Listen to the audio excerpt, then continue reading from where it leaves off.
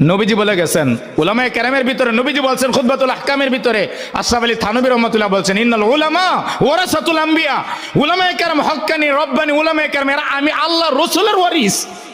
তুমি আলেমের বিরোধিতা করো মানে রসুলের বিরোধিতা করো, আর যারা রসুলের বিরোধিতা করবে এরা সত্যিকার অর্থে কোনোদিন মুসলিম হয়ে মুমিন হয়ে পাক্কা সাচ্চা মুমিন হয়ে তারা মারা যাবে না, এরা বেঈমান হয়ে মারা যাবে।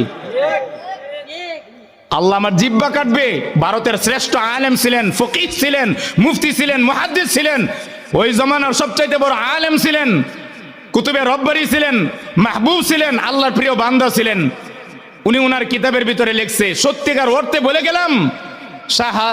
হাজী আমদাদুল্লাহ মুহাজির মক্কি সহ, আতাউল্লাহ বুখারী সহ, কাসেম নানুতুবি সহ,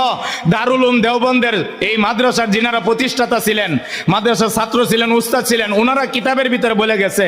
যে ব্যক্তি নামাজ পড়ে, রোজা রাখে, হজ করে, যাকাত দেয়, সর্ব অবস্থায় আল্লাহকে